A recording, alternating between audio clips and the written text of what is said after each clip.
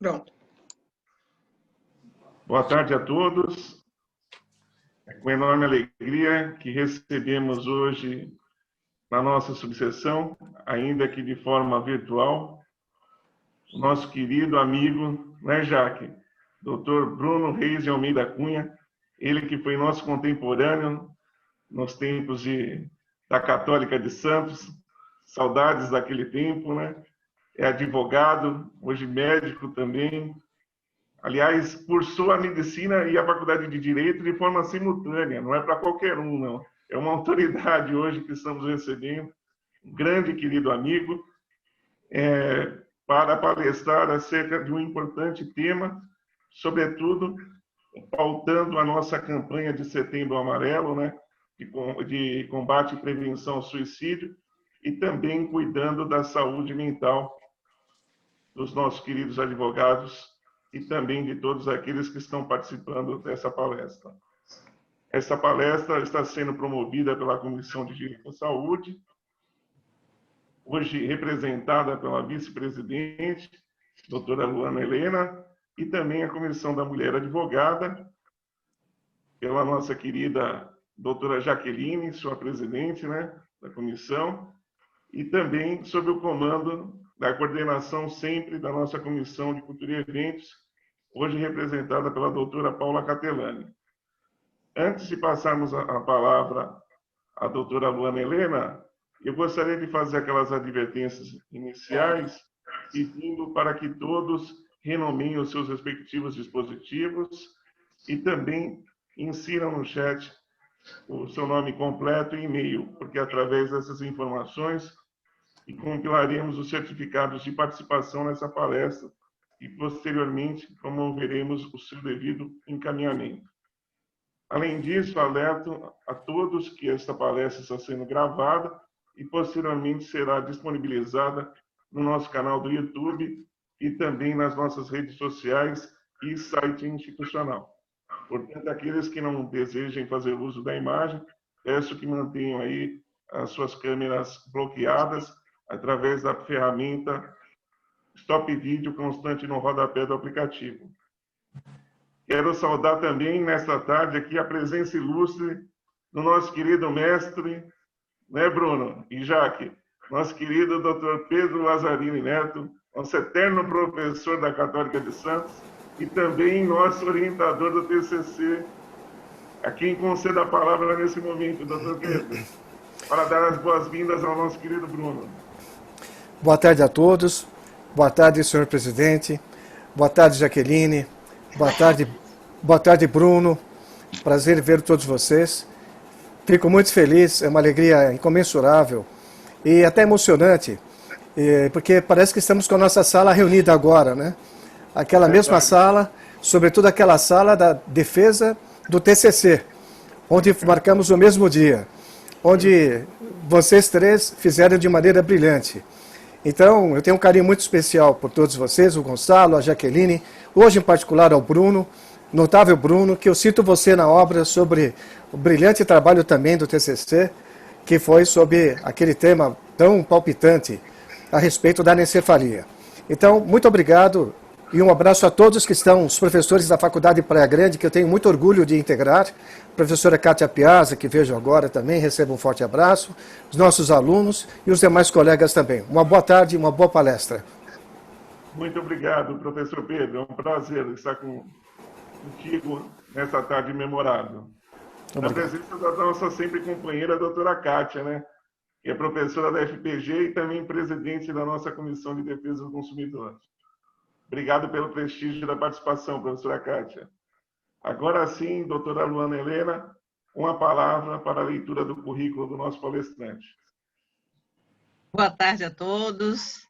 Né? Eu me chamo Luana, sou vice-presidente da Comissão de Direito à Saúde e eu gostaria de agradecer por essa oportunidade, agradecer em especial ao nosso presidente, Gonçalo Menezes, a Comissão de Eventos, né? Hoje aqui representada pela Paula, a doutora Jaqueline, né? A Comissão da Mulher Advogada, que nós estamos fazendo essa live aqui, esse evento hoje em conjunto, as duas comissões.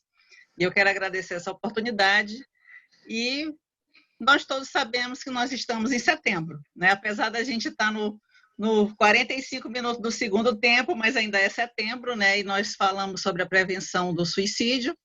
E hoje nós trazemos aqui o Dr. Bruno Reis Almeida Cunha, né? Que eu vou agora passar a ler o currículo do Dr. Bruno, né? Ele é médico psiquiatra, com título de especialista em psiquiatria pela Associação Brasileira de Psiquiatria, ABP, e Associação Médica Brasileira, AMB, membro titular da EBP Internacional, Fellow of the American Psychiatric Association, médico-chefe do Serviço de Psiquiatria da Santa Casa de Santos, preceptor-chefe do Estágio de Psiquiatria da Santa Casa de Santos, diretor técnico do Instituto Dr. Bruno Reis, Saúde Mental Integrada.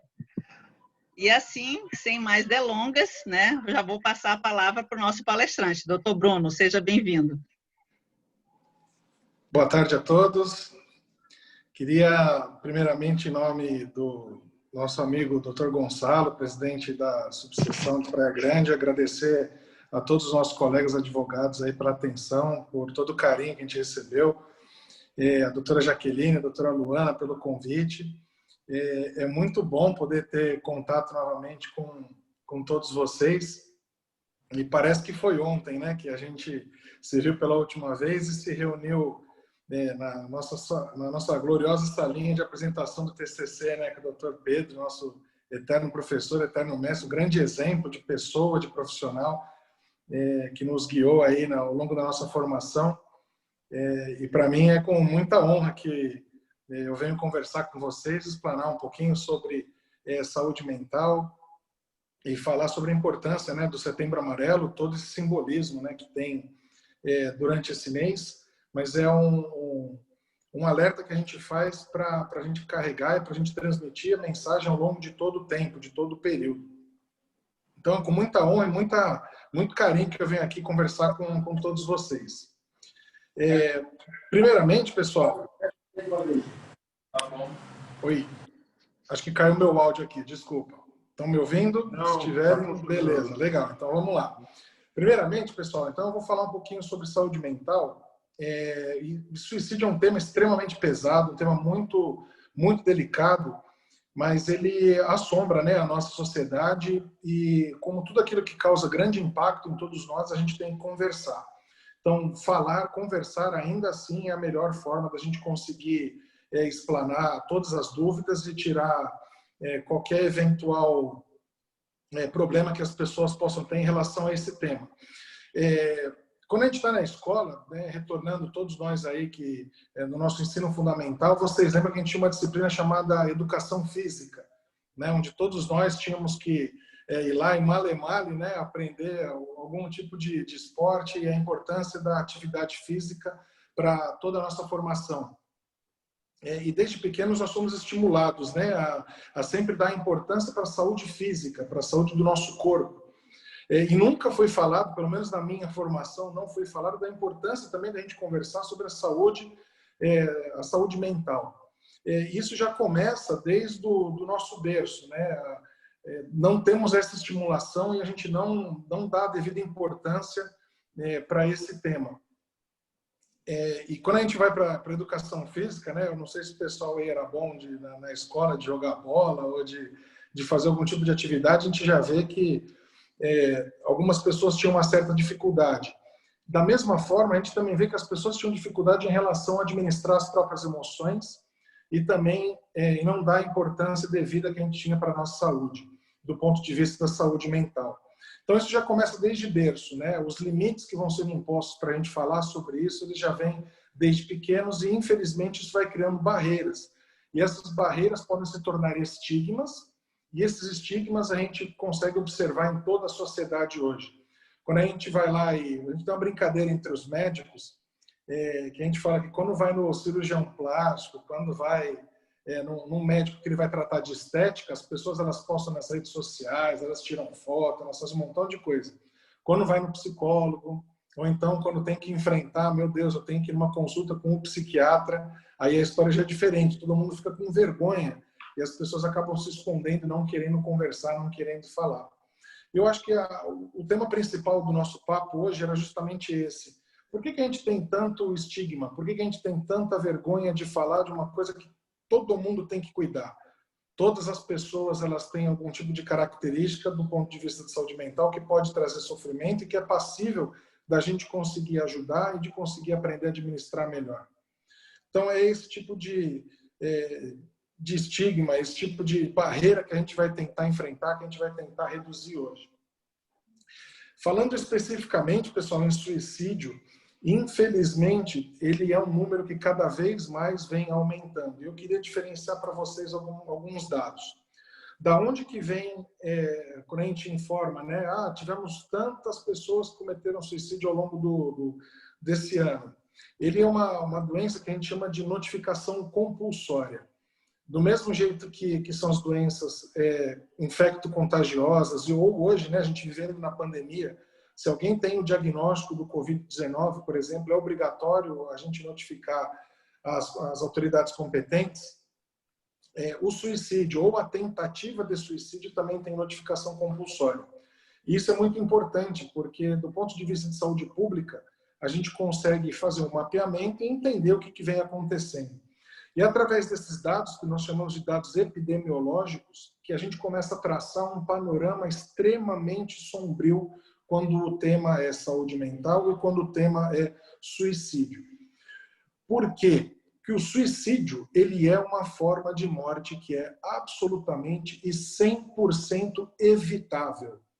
Se a gente não consegue evitar um episódio depressivo ou não consegue evitar um ataque cardíaco ou um AVC, um derrame, o suicídio ele é sim evitável. E como que nós vamos trabalhar a prevenção, o alerta ao suicídio? Qual que é o nosso melhor mecanismo? É a conversa, é elucidar, esclarecer as pessoas da importância que tem a saúde mental.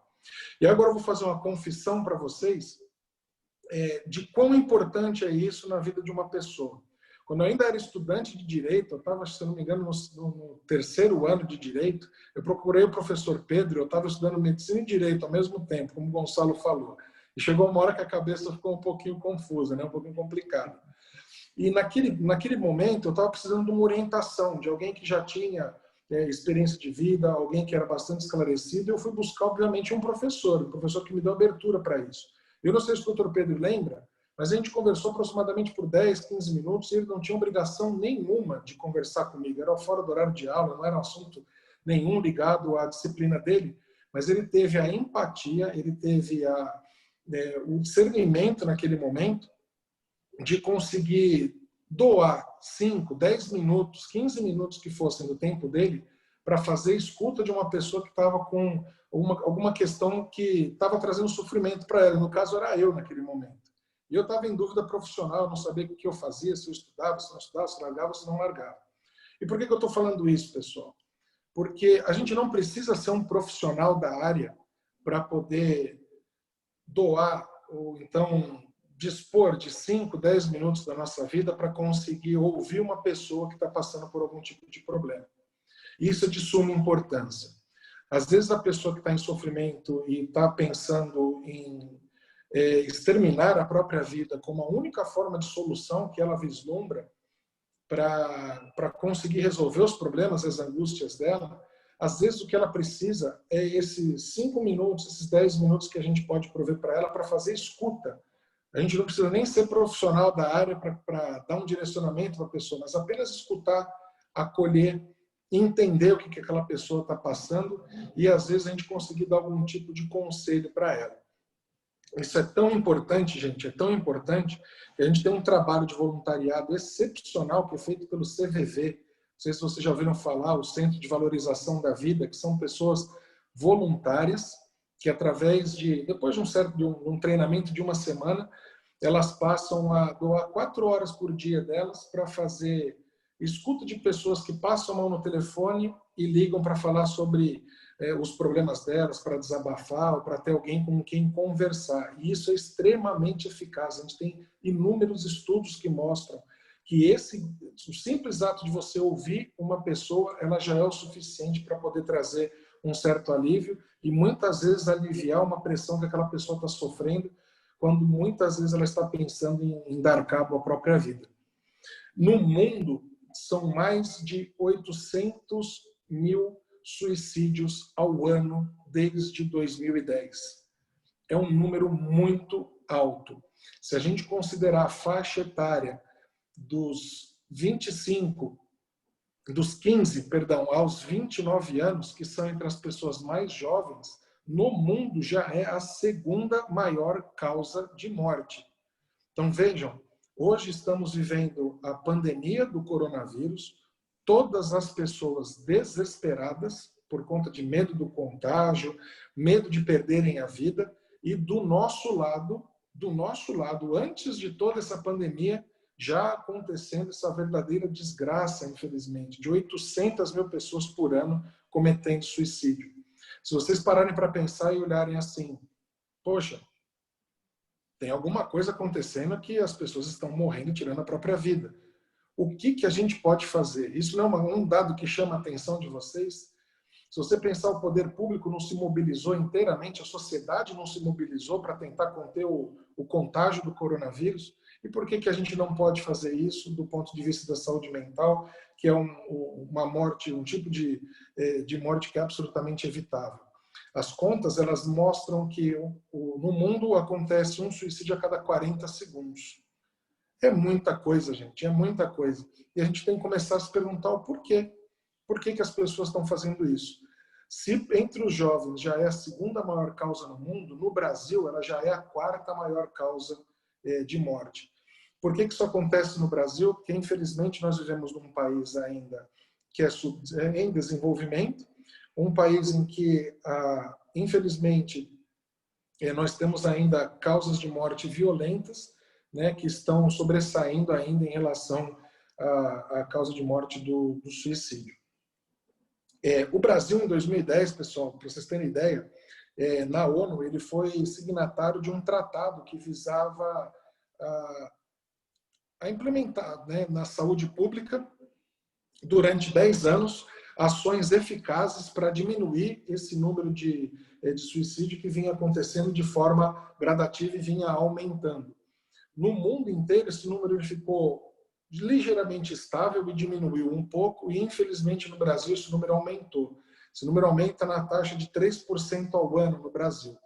Então, dos números próprios da organização, perdão, do Ministério da Saúde, de 2014, eles mostram que no Brasil nós tivemos em média 11 mil pessoas que tiraram a vida por ano, até os números de 2014, que foi o último censo que a gente tem disponível, com um dado alarmante. É o que mais cresce de todas as causas de morte da população, entre os mais jovens, dos 14 a 29, e os acima de 65 anos, a causa que mais aumenta é o suicídio. Então, os nossos idosos estão cometendo mais suicídio, os nossos jovens também. Então, as duas pontas da curva da população. No Brasil, como eu disse, a quarta maior causa de morte é entre as pessoas jovens. Entre os homens, é a terceira maior causa de morte. Entre as mulheres, a oitava maior causa de morte. O que isso mostra para a gente, pessoal, numa conclusão inicial, é que a mulher é muito mais preparada do ponto de vista emocional do que o homem. A mulher tem muito mais resiliência do ponto de vista emocional do que o homem. E muitas vezes a gente enfrenta na nossa sociedade questões que tentam apontar para o contrário, né? Então, só daqui a gente já vê que as mulheres elas têm muito mais uma preparação emocional do que os homens na sua média. E por que a gente fala isso, gente? Porque as principais causas de suicídio, elas estão correlacionadas com fatores ambientais e com fatores emocionais. A maioria das pessoas confunde que a única coisa que leva ao suicídio é a depressão, e não é. Isso é mentira, isso é um dado que não existe uma correlação. Não há necessidade da pessoa ter o diagnóstico de algum tipo de transtorno mental, como ansiedade, depressão, transtorno bipolar. Não há necessidade para que isso aconteça. E por quê? Porque muitas vezes acaba sendo um ato de extrema impulsividade. E aí vem a primeira explicação para vocês. Por que os nossos jovens estão cometendo suicídio mais do que antigamente? Porque nós vemos agora, gente, uma geração que infelizmente, não conseguiu desenvolver todas as capacidades de resiliência, todas as capacidades para suportar o mundo como ele é. Isso vem acontecendo desde a infância. Quem nunca foi num restaurante antes da pandemia, ou agora mesmo, né, que as coisas estão um pouquinho mais liberadas, quem que nunca foi num restaurante e não olhou uma mesa com a família e com a criança, e a criança está segurando um tablet?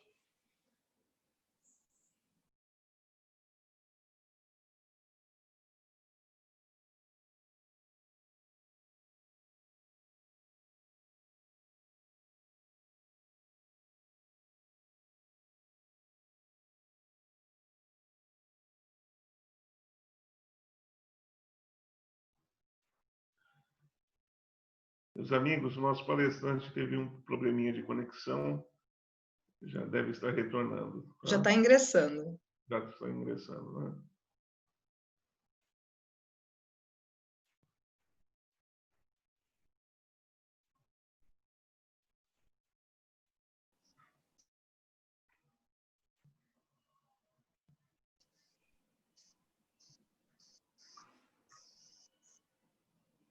Estão me ouvindo? Perfeitamente. Desculpa, gente, eu acho que deu um probleminha aqui na minha internet. Bom, retomando aí, peço desculpas mais uma vez, os problemas tecnológicos aí acontecem, né? Mas retomando, pessoal, Doutor quem Bruno, nunca foi no... precisa inverter sua tela, que você está... Isso! Oi? Foi. Desculpa, viu, gente? Desculpa. Bom, retomando o nosso raciocínio para não tomar muito tempo de vocês. Quem nunca, então, foi num restaurante? Quem nunca foi num restaurante e viu lá a criança sendo privada do contato com os pais, com os familiares, porque ela está usando um tablet, né? Então, a gente observa no nosso dia a dia aí as pessoas cada vez mais... Desculpa, pessoal, acho que estão ligando aqui no meu telefone. Eu estou tentando resolver esse problema aqui. Só um instante. Desculpem. Eu estou no hospital ainda, então às vezes eles dão uma chamada aqui na gente, mas já estão com os assistentes lá tomando conta. E aí, o que acontece, né? As crianças elas estão sendo desenvolvidas ou criadas, né, já de mais ou menos uns 10, 15 anos para cá, dentro de um fenômeno em que a gente observa uma diminuição da relação entre os pais e a criança. Então, eu sou psiquiatra infantil, estou muito acostumado a atender criança e eu já atendi crianças que falaram assim para mim, eu estou deprimido porque o meu tablet quebrou. Daí você fala, poxa, o tablet, isso é uma razão para te deixar triste? Eu falei, porque o tablet é o que me faz companhia. Então, vejam só como que as relações elas estão sendo desenvolvidas de uma maneira em que a criança ela acaba não conseguindo desenvolver todas as suas habilidades sociais, onde ela tem que aprender através do exemplo dos pais e acabando por ficar aquém das possibilidades do desenvolvimento mental dela. Isso vem criando uma geração que, infelizmente, não consegue tolerar muito bem as frustrações, e quando a gente não tolera muito bem as frustrações, a gente tem a tendência a ter mais transtornos mentais, como ansiedade e depressão, e também, muitas vezes, a ficar cada vez mais impulsivo. Porque eu preciso satisfazer o meu desejo no momento em que ele ocorre. Eu não consigo mais esperar, eu não consigo mais aguardar ou perseverar para conseguir aquilo que eu havia desejado. E nesse cenário, pessoal, o suicídio ele vem aumentando, muitas vezes porque a pessoa não consegue nem elaborar muito bem aquilo que ela está sentindo e acaba, muitas vezes, tomando um ato extremamente impulsivo, sem conseguir pensar, sem conseguir ponderar as consequências daquilo, e os números, infelizmente, eles vêm aumentando cada vez mais. Quando a gente fala sobre saúde mental, é óbvio que nesse período aí, nos últimos 6 meses, né, quem é que não ficou, quem é que não teve que se adaptar, né, à questão do nosso isolamento e do distanciamento social? Nesses últimos períodos, eu não sei se vocês acompanharam alguns números, mas só por curiosidade, o número de suicídio, pessoal, ele é maior, em termos de proporção, do que as mortes por Covid, por infecção do novo coronavírus. E o isolamento, infelizmente, ele veio como um fator estressor e que acabou aumentando, sim, a incidência do número de suicídios, né, nas pessoas. Importante salientar para vocês que quando a gente tem esses números, né, eu falei para vocês no Brasil 11 mil em média, né, pessoas cometem suicídio ao longo do ano. Mas o número de notificações que a gente tem de lesões autoprovocadas, ela é quase 10 vezes maior. É que muitas vezes essas lesões elas não são fruto, não têm a intenção de tirar a própria vida. E às vezes as pessoas acabam se confundindo. E aí os números eles invertem. Quando eu falei para vocês que o homem é aquele que mais comete suicídio, né, já é a terceira causa no Brasil, quando a gente vai falar sobre as autolesões provocadas, aí o número inverte. Aí são as meninas, as jovens de até os 24 anos, que acabam tendo um número 3 vezes maior em relação às notificações do homem. Quando eu falei para vocês sobre autolesões, eu estou falando de um comportamento que quem trabalha com criança, trabalha com adolescente, já deve ter observado alguma vez, né? As chamadas de automutilações. Existem fóruns na internet, em Facebook, em grupos de discussão, infelizmente, né, falando sobre isso, às vezes até dando dicas de como fazer isso de forma escondida. O que vem acontecendo, gente? Essa geração, como eu expliquei para vocês, tem dificuldade de conseguir lidar com os problemas, acaba recorrendo, vejam só, hein? Acabam recorrendo à autolesão como uma forma de dissipar o vazio existencial ou a dor que aquela pessoa está sentindo, o mal-estar que ela está sentindo, como forma de provocar uma dor física para conseguir distrair um sentimento ou uma sensação que é absolutamente do ponto de vista emocional. E é um fenômeno isso, que vem aumentando e vem acontecendo cada vez mais. E nós, né, do ponto de vista de saúde pública, ou os especialistas, nós estamos tão quanto todas as outras pessoas no meio de uma pandemia hoje, nós estamos também no meio de uma situação extremamente calamitosa, em que existem poucas explicações do ponto de vista científico para o aumento do número de casos, tanto de suicídio quanto de autolesões, e que o único meio que a gente conseguiu entender como uma forma viável de conseguir proteger a população ou de dar mais instrumentos para ela saber lidar com esse tipo de situação é a conversa, é tocar no assunto, é colocar o dedo na ferida. A gente sabe que a imprensa tem um código de ética e a imprensa não noticia suicídios, né? Todos nós estamos a par disso.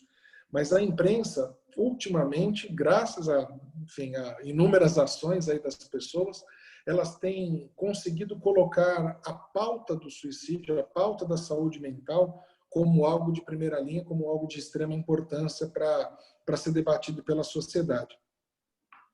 Quando a gente vê ações como do CVV, né, do Centro de Valorização da Vida, sendo apoiados pela grande mídia, como, por exemplo, pela Rede Globo, né, que coloca no Fantástico, eventualmente, e fala sobre o Setembro Amarelo, né, a gente vê isso com grande alegria, porque realmente é o único meio que a gente tem de conseguir, por enquanto, né, de dissipar aí as dúvidas e orientar a população.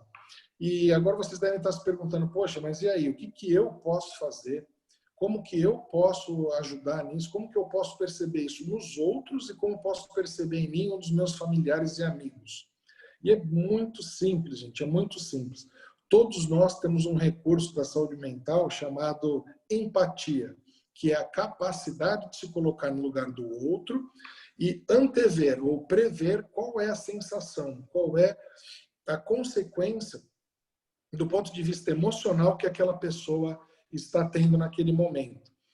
Exercitar a empatia é essencial para a gente poder detectar e observar em nossa volta pessoas que possam estar passando por algum tipo de situação ou problema que potencialmente podem ser um risco ao pensamento suicida ou ideação de suicídio. E é muito fácil a gente conseguir perceber isso, gente.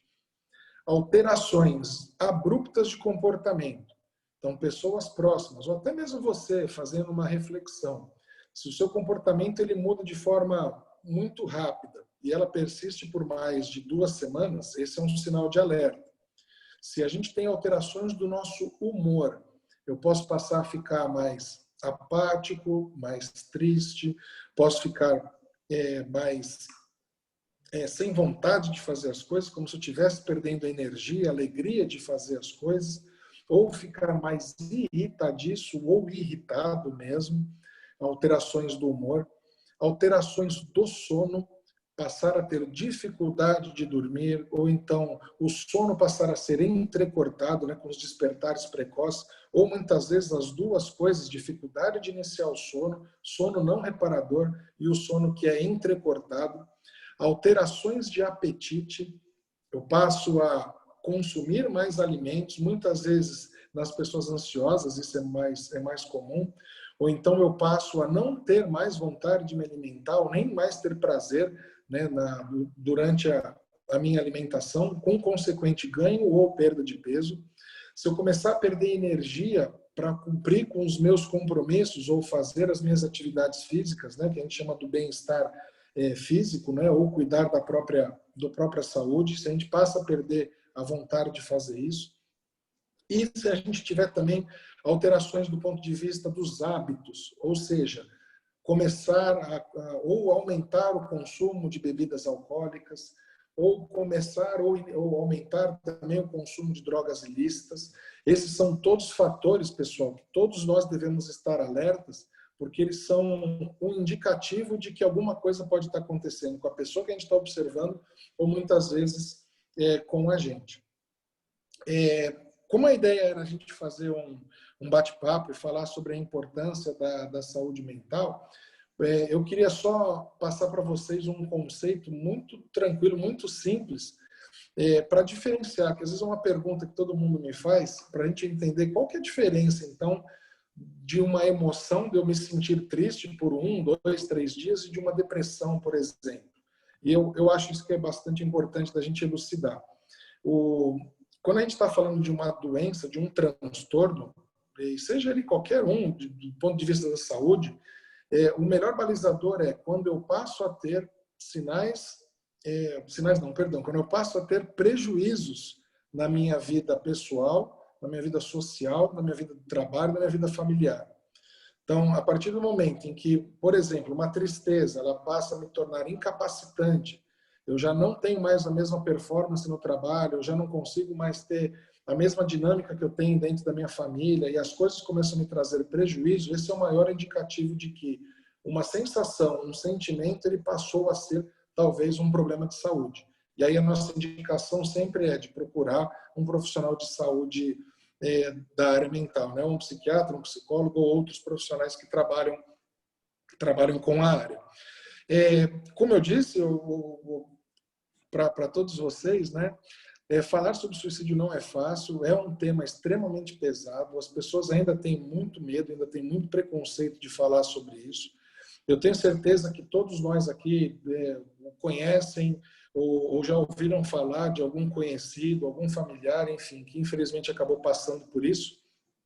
E daquela forma velada, a gente acaba não conversando. E a nossa ideia é justamente essa, é a gente abrir um espaço em um tema que é de extrema importância, né, para a nossa sociedade, como eu disse, segunda maior causa de morte no mundo, em que a gente tenha pelo menos um pouquinho de orientação, um pouquinho de noção de como que a gente pode ajudar dentro enquanto pessoas, né, enquanto sociedade, e cumprir o nosso papel cívico, sim, de poder doar um pouco do nosso tempo, que seja não no voluntariado, mas no nosso dia a dia, conversando com alguém que a gente trabalha, com alguém da nossa família, que muitas vezes é esse pouquinho de atenção, essa doação que a gente tem de 2, 3, 5 minutos, no contato que a gente deve ter com as pessoas, que infelizmente nós não estamos tendo mais, que a gente possa, dessa forma, conseguir contribuir para a prevenção dessa causa de morte que é absolutamente evitável.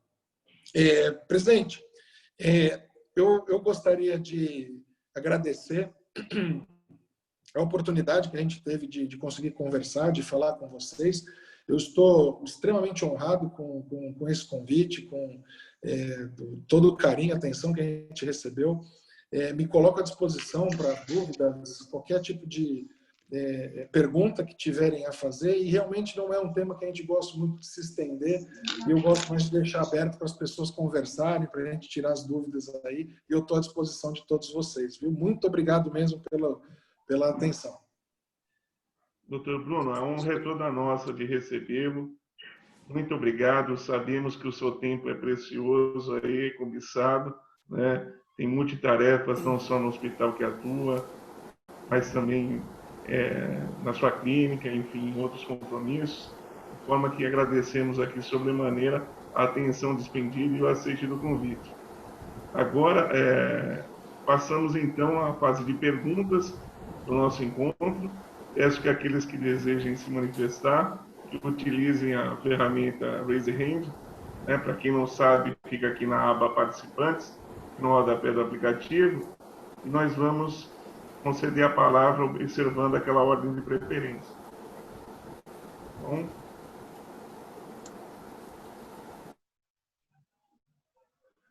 Elaine, Adriana, por favor, não auxilie. Nós já temos a doutora Amanda que levantou a mãozinha. Com a palavra, a doutora Amanda.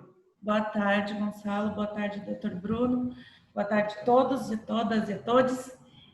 Doutor Bruno, eu estou como presidente da Comissão da Diversidade Sexual e atuando muito nessa questão, e com essas pessoas, a gente vê muito caso de suicídio das pessoas LGBTs, né?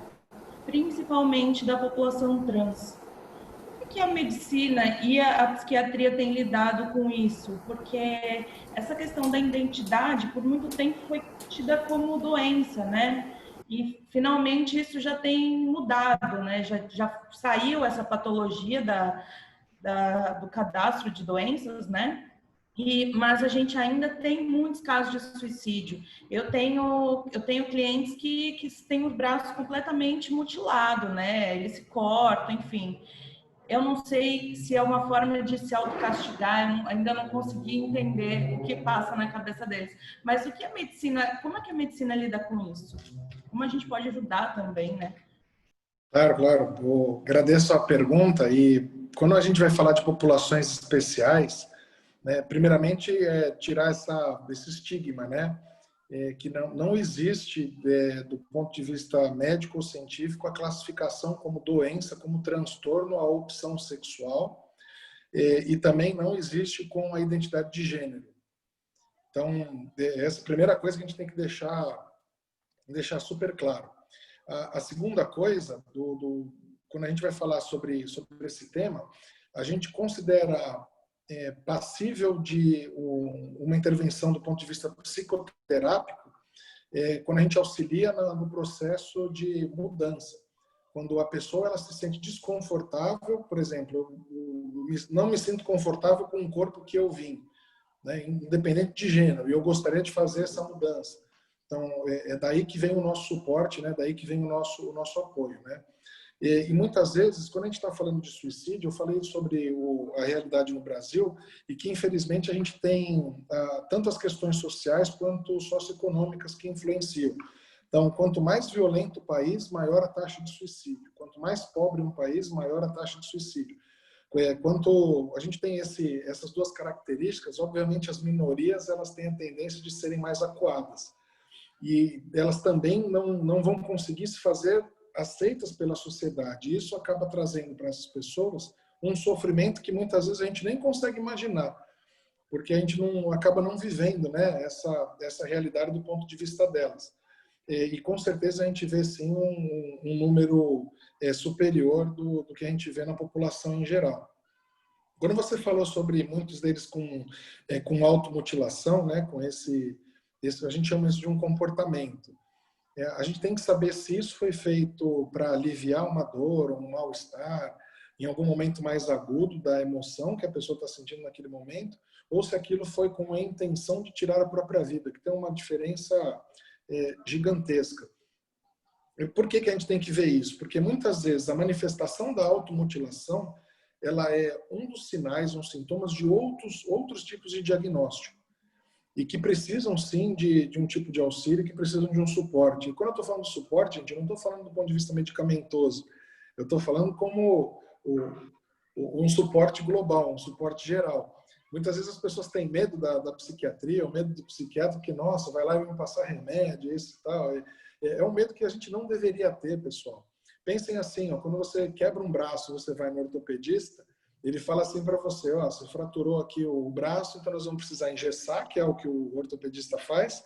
Aí ele passa para você um remédio para dor, porque dói para burro, né, de quebrar o braço.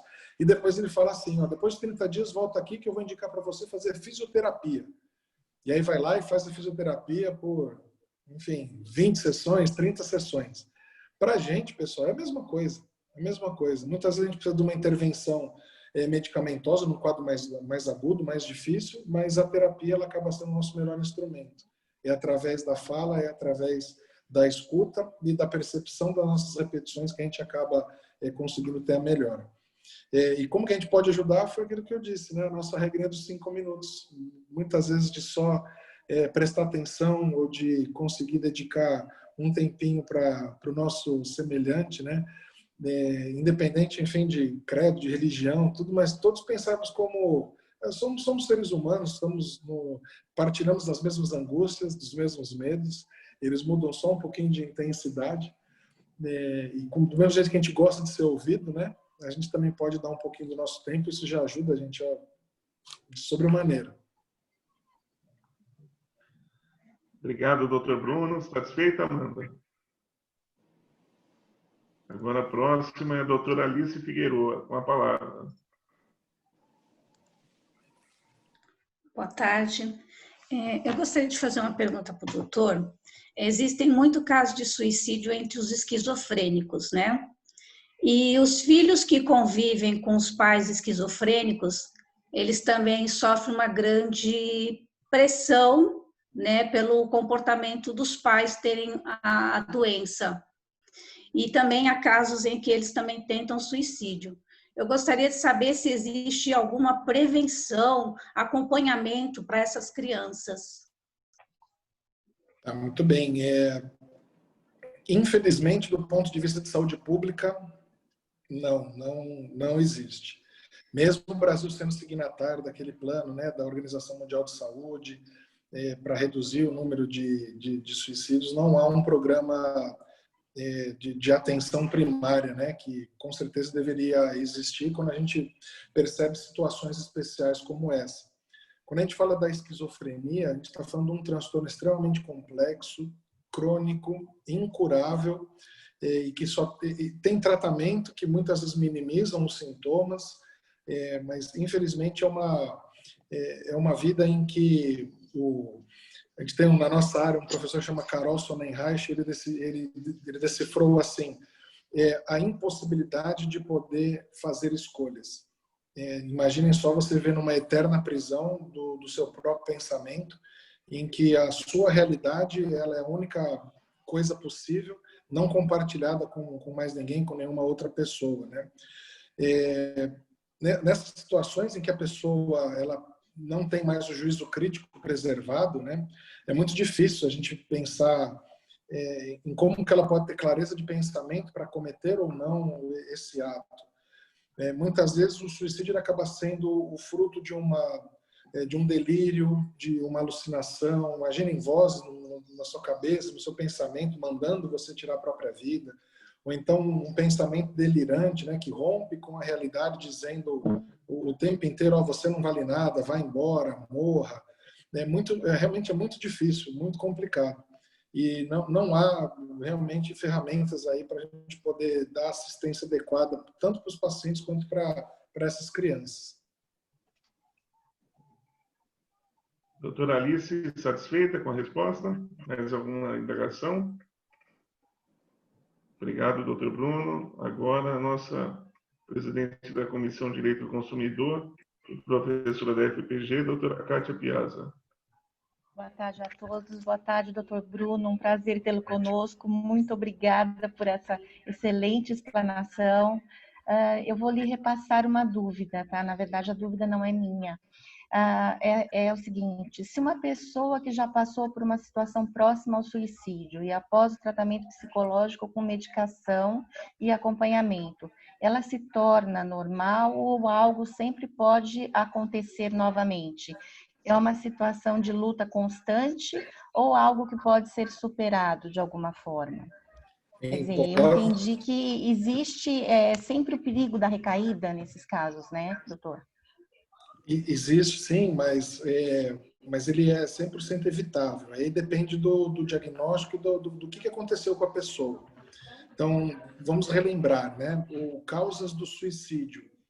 Muitas vezes elas não são causas do ponto de vista de doenças, né? Não é uma depressão, não é uma ansiedade ou uma esquizofrenia, enfim, não é um transtorno que está acontecendo. Se a gente for pegar a média da pessoa que comete suicídio no Brasil, ela tem as seguintes características. Olha só: homem, divorciado, desempregado, com dívidas, sem tratamento anterior e sem diagnóstico ou acompanhamento. Ou seja, logo na primeira tentativa, infelizmente, acaba dando cabo à própria vida. Se a gente for pensar que o suicídio ou a ideia de morte, ela passa a compor sinais e sintomas de alguma doença ou alguma síndrome, por exemplo, o episódio depressivo, que é o que a maioria das pessoas acabam associando, aí são outros 500, aí é outra coisa. Aí a gente vai pensar uma estratégia para essa pessoa em que a gente tem que melhorar do episódio depressivo para fazer com que ela não tenha as ideias de morte como uma solução plausível para os problemas que ela está enfrentando. Então, não vamos esquecer, gente, quando a gente está falando de depressão, é muito difícil a gente tentar transmitir para as pessoas o que é. Eu costumo dizer que só quem já teve depressão sabe um pouco do peso, sabe um pouco da incapacidade que essa doença ela traz para a pessoa. E só um parênteses, não sei se vocês sabem, né, mas o Brasil ele é diagnosticado hoje como o país mais ansioso do mundo, 9% das pessoas com diagnóstico de ansiedade, e o das Américas só perde para os Estados Unidos, como o país que mais tem incidência de depressão, 4,5% da população com diagnóstico de depressão. Gente, é muita coisa se a gente for falar de saúde pública. Então, não esquecendo que a depressão, além de ser altamente incapacitante, ela traz para a gente sinais e sintomas como sensação de culpa, incapacidade, menos-valia. A pessoa ela passa a não ter mais uma visão correta daquilo que está acontecendo com ela. É óbvio que eu vou me cercando disso e a morte ela começa a me aparecer como algo que é plausível. Veja, eu já tentei isso, não melhorei. Já tentei aquilo, melhorei. Eu não tenho problema nenhum, não tenho problema de saúde, não tenho dívida, não tenho nada. E ainda assim não consigo me sentir bem, não consigo me sentir feliz. É um dilema que assola o pensamento das pessoas. E é através da melhora desses sinais e sintomas que a gente consegue dar mais instrumentos para a pessoa entender que pensar em morrer, ele é mais um sintoma daquela síndrome, daquele problema. E que aquilo lá é absolutamente evitável. E vamos distinguir uma coisa, tá, gente? Pensar em morrer é uma coisa. Outra é eu fazer planos em função disso aqui. Então, morrer, então, acaba sendo a única coisa que me serve mesmo. Então, eu começo a planejar. Vou fazer assim, vou fazer assado. Aí a gente vê que as pessoas passam até o que a gente chama das condutas terminativas. Então, eu começo a acertar a parte dos meus bens, para quem que eu vou passar. Eu começo a escrever cartas de despedida, eu dou as providências finais. Enfim, esses são outros sinais que eu acabei nem comentando com vocês, que a gente tem que ficar bastante alerta, prestando atenção. Não sei se eu respondi, mas qualquer coisa... Muito obrigada, doutor. Eu que agradeço. De forma perfeita, Bruno. Como sempre. Agora, o doutor Marcelo Ataíde, presidente da Comissão dos Direitos das Pessoas com Deficiência, da nossa subseção. Antes de passar a palavra ao doutor Marcelo, eu gostaria de fazer um registro, Bruno e Jaque, o professor Lazzarini também vai lembrar, temos mais um colega nosso, viu? Aqui participando da palestra, doutor Alex Luvalli. É um prazer estar aqui. Grande Alex. O grande Alex está na área. Eu vi agora há pouco o nome dele, acho que a Jaque fez uma saudação, né? É um prazer, viu, Alex, estar contigo nessa palestra. Forte abraço. Agora sim, Marcelo, desculpe a interrupção.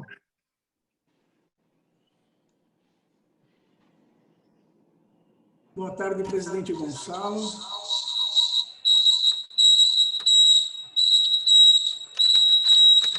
Eu vou pedir para Marcelo, habilitar está com problema de o meu microfone áudio. aí. Acho que você deve estar com 2 dispositivos, né? Do outro dispositivo, por favor.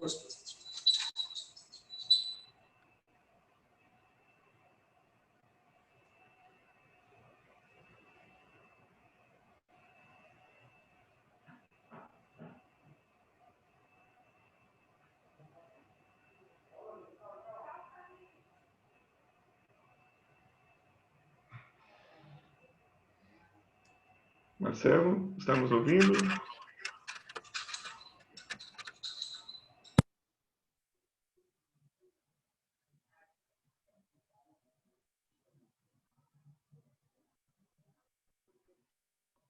Marcelo? Bom, enquanto o Marcelo ajusta ali o seu dispositivo, vamos passar para o próximo, é a nossa querida doutora do Carmo, presidente da Comissão de Direito Eleitoral e Assuntos Legislativos da nossa subseção. Com a palavra do Carmo. Boa tarde a todos os nossos colegas. Boa tarde, professor Lazzarini, talvez não se lembre, mas também fui sua aluna na Unip. É uma satisfação muito grande revê-lo.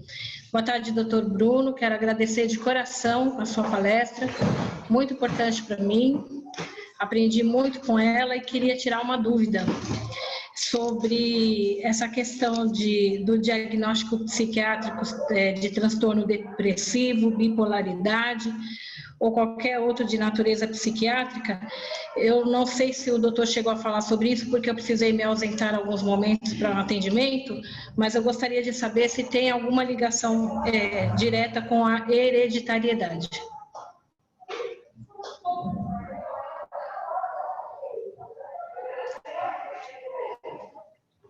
Agora estão me ouvindo, né? Perfeitamente, doutor. Obrigado, desculpa, às vezes dá um tilt aqui. Sua pergunta é muito pertinente, viu? Extremamente pertinente. E é extremamente atual para a ciência também. Isso é uma das coisas que a gente mais estuda hoje. Então, hoje a gente tem um advento de um estudo que chama de a genética na psiquiatria, né, na saúde mental. Então, hoje, resumindo, é assim, ó, por que a gente observa, né, na população, com eventos consanguíneos, se a gente vê, por exemplo, um avô com depressão, daí geralmente os descendentes eles têm depressão, ou se for bipolaridade a mesma coisa, ou se for esquizofrenia a mesma coisa. Porque existe sim herança genética e esses genes já estão sendo sim mapeados, a hereditariedade, né? E como é que isso acontece? Quando a doença se instala, ou depressão, ansiedade, esquizofrenia, transtorno bipolar, o que seja, tá? A gente tem a instância de duas coisas. A primeira a herança genética, que é o nosso DNA, aquilo que, enfim, veio do pai e da mãe, a gente não consegue mudar, mas isso não é uma determinante. Não é porque eu tenho o pai e a mãe com depressão que necessariamente eu vá ter depressão. Mas a minha possibilidade de ter ela é muito maior do que nas pessoas que não carregam essa genética. E aí vem o segundo item, né? O segundo fator, que a gente chama de fatores ambientais ou estressores que funcionam como gatilho. A junção dos dois é que acaba fazendo a expressão da doença. Entendem isso? A diferença? Então, quando a gente passa por alguma situação que funcione como um start, né? Como algo que tenha magnitude suficiente para ativação da expressão desse gene, é que eu passo a ter a doença. Isso acontece principalmente nas doenças crônicas, né? Então, a esquizofrenia, transtorno bipolar tipo 1, que é o transtorno, a forma mais grave da doença. E as pessoas acham que depressão não, né? Que depressão não é grave, que depressão não é crônica, mas infelizmente é. Então, também tem a questão genética nesse sentido. Não sei se foi bem respondido, estou à disposição, qualquer dúvida. Realmente, Bruno, é gravíssimo, né, essa situação. Eu já tive a oportunidade de também, claro que eu não sou técnico da área, mas de prestar essa solidariedade que você bem afirmou a pessoas que estavam passando por essa situação crônica de depressão, e é frustrante, porque você tenta resgatar o otimismo na pessoa, resgatar que tem solução, que o problema não é tão grande, mas a pessoa parece que tem um bloqueio naquele momento, né? E ela não consegue absorver, mesmo vindo de pessoas próximas e que ela tem maior respeito e consideração, ela não consegue, né? Ela detém um certo bloqueio. Por isso, a ajuda profissional é importantíssima nesse aspecto, porque pode ser um fator preponderante aí para impedir essa fatalidade, essa tragédia. E aí, Bruno, desculpe a pergunta, né? Se for esdrúxula, mas quando que a gente deve saber qual profissional procurar, o psicólogo ou o psiquiatra? Muitas pessoas têm essa dúvida. Eu acho que talvez fosse interessante fazer uma abordagem a respeito. Excelente. Primeiro, diferenciar, né, os profissionais. Então, ambos trabalham na mesma área, né, a saúde mental. O psicólogo ele tem uma formação específica para tratamentos diagnósticos, né, em saúde mental, mas do ponto de vista da escuta e da fala, de intervenções que não sejam farmacológicas ou medicamentosas. O psiquiatra, ele já tem uma formação como médico, né? Ele faz a faculdade de medicina e depois uma especialização, uma residência médica, né? Como qualquer outra especialidade. E acho que aquela comparação que a gente faz entre o fisioterapeuta e o ortopedista que trabalham juntos, né? Na mecânica, né? Dos movimentos, ela encaixa muito bem quando a gente fala do psicólogo e do psiquiatra. E a ideia é a seguinte, muitas vezes as pessoas ficam muito mais confortáveis quando vão procurar um psicólogo, porque muitas vezes o medo, a angústia, o estigma de achar que, nossa, eu tô louco, o psiquiatra é só para doido, só para louco, eu não vou lá, vai me dar remédio, vai me deixar assim, vai me deixar assado. Muitas vezes isso é um grande impeditivo, principalmente na cultura do brasileiro. É muito comum a gente ver a pessoa num intenso sofrimento, num quadro depressivo há tanto tempo, e ela acaba procurando resoluções através da fé, da religião dela, ou então através de dicas de amigos, ou então vai buscar grupos de ajuda.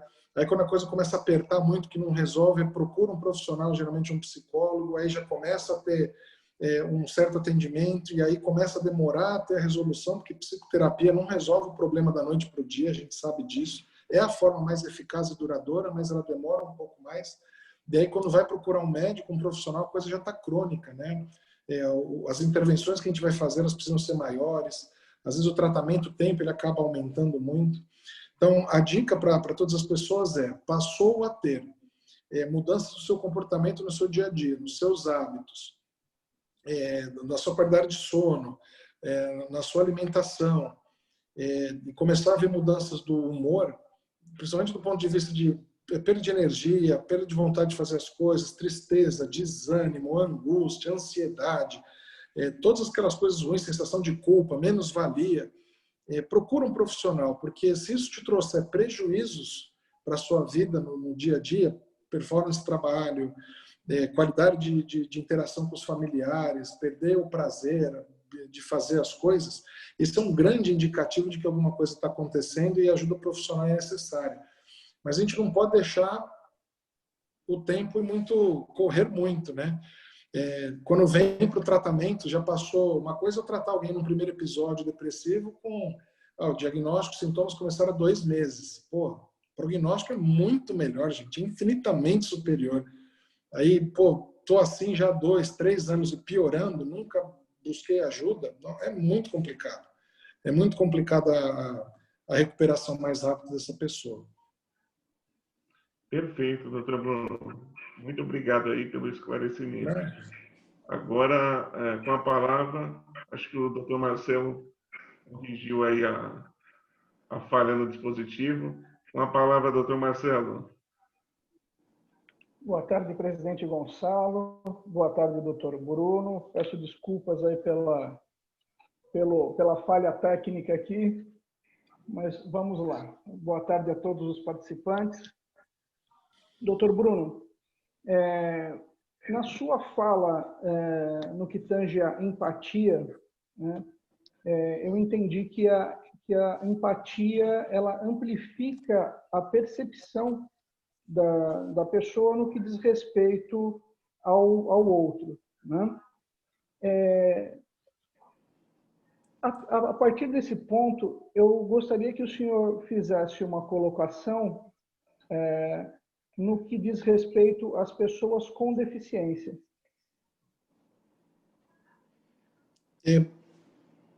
Marcelo, prazer, tudo bem?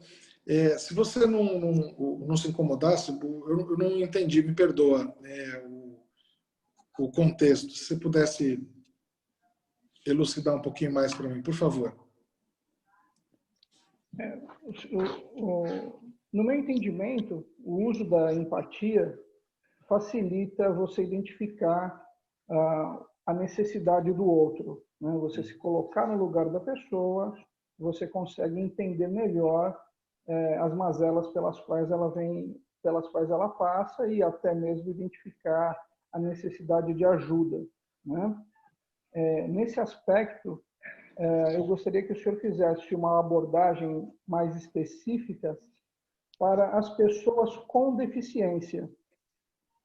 E quando se diz deficiência, Marcelo, são a deficiência do ponto de vista físico, por exemplo, de mobilidade? De uma forma ampla, doutor. De uma forma ampla. Beleza. Desde o deficiente físico até o deficiente mental. Não, perfeito. Quando a gente fala de empatia, ela é uma característica da nossa psique, que ela é inerente a todo ser humano, não importa se ele possui algum tipo de problema de saúde ou de algum tipo de deficiência ou restrição, em qualquer tipo de restrição, tá? Tanto do ponto de vista de mobilidade, quanto, às vezes, pode falar também das restrições, né, do ponto de vista de saúde mental ou da capacidade, né, da pessoa de raciocinar por si mesma. Mas é uma característica, né, a empatia é um recurso, né, que todos nós temos, todos nós possuímos. Se a gente for pensar que isso é algo que é inerente a todos nós, eu não vejo nenhum tipo de impedimento ou de algum tipo de falha ou de uma característica menor pelo fato da pessoa ter algum tipo de deficiência ou algum tipo de dificuldade. Quando você fala deficiência, Marcelo, isso é uma palavra que no meio da psiquiatria ela tem uma conotação em que para a gente significa que a eficiência daquela pessoa em determinado quesito ela é aquém da média da população. Isso é um dos conceitos que a gente traz dentro de saúde mental. E quando eu falo de empatia, existem algumas doenças mesmo, alguns transtornos que atingem justamente a empatia, a capacidade da pessoa de se colocar no lugar da outra. Todo mundo já ouviu falar na sociopatia, não ouviu falar? Ou então na psicopatia. A pessoa fala, aquela pessoa, fulano é psicopata, fulano não tem amor pelo próximo, fulano não sei o quê.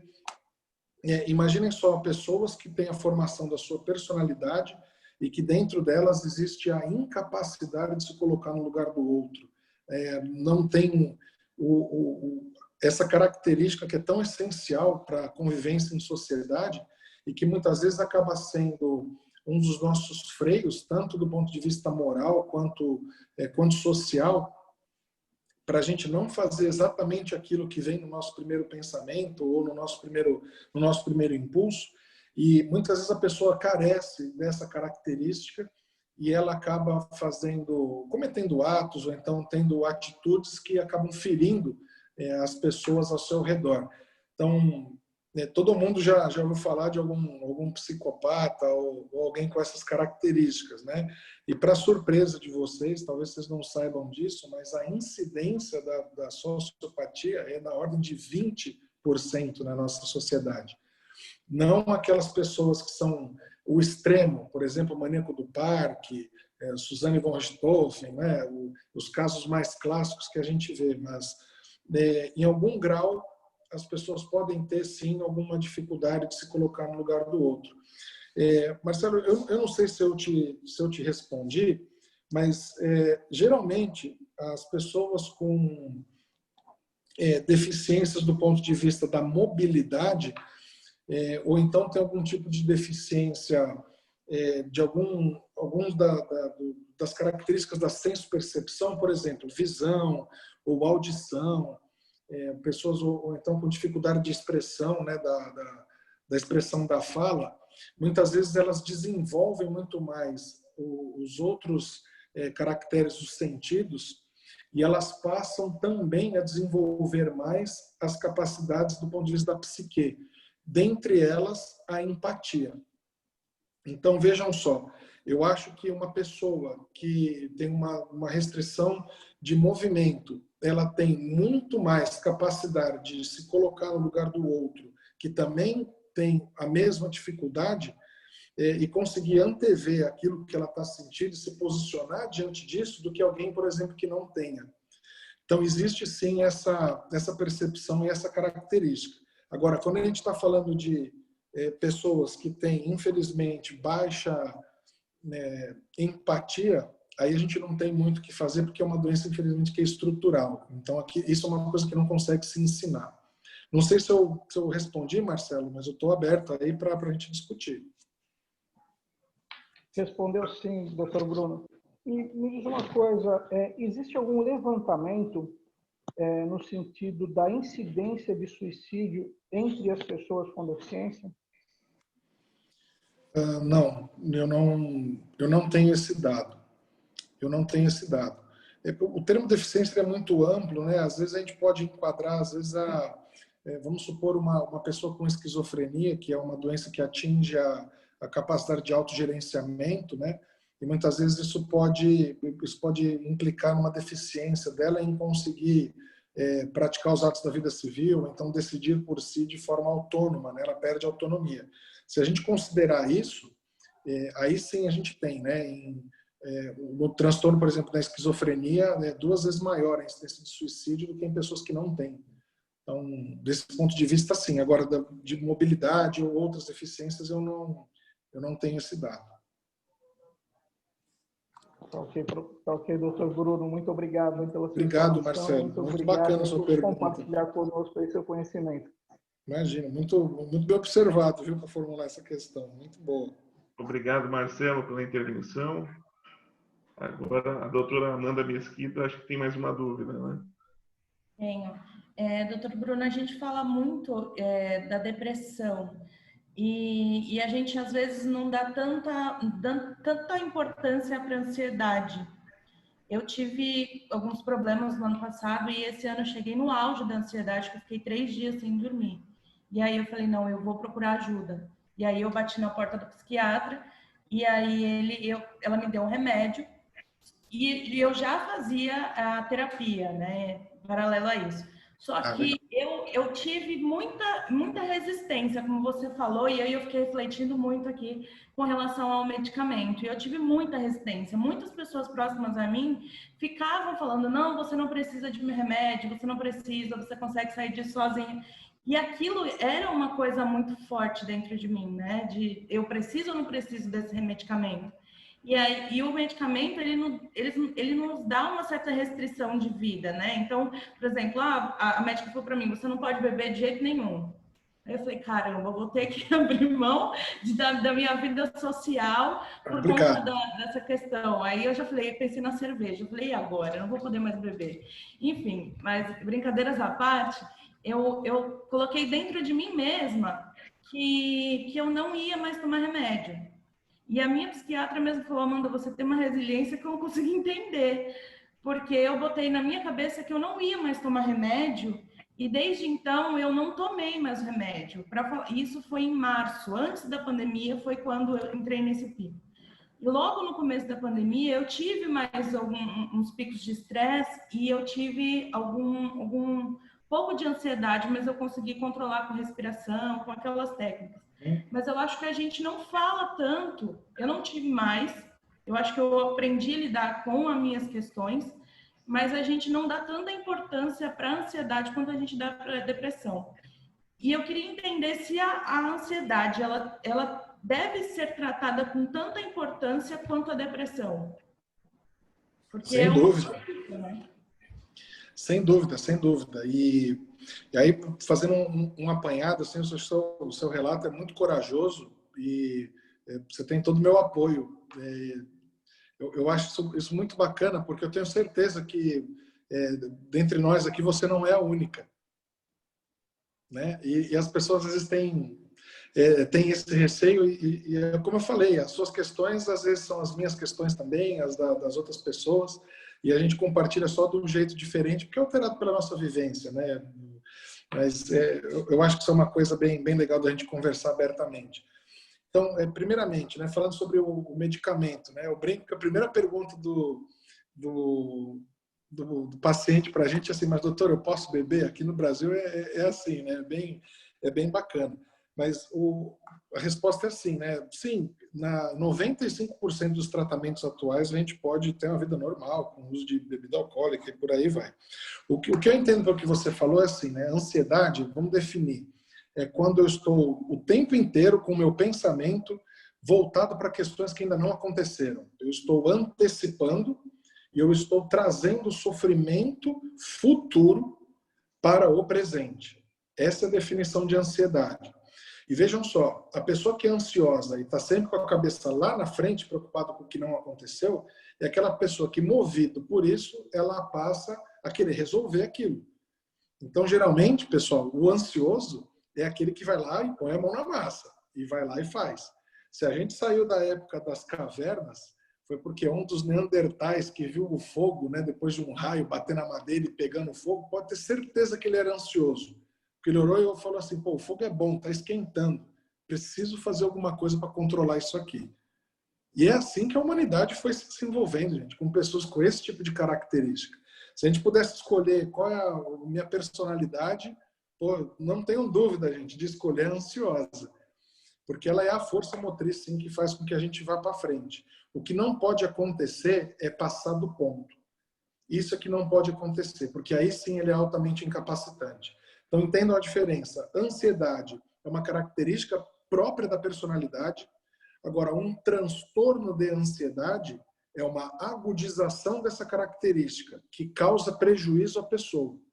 Então, no seu relato, usando como exemplo, em mais de 30% da população aconteceu durante a pandemia.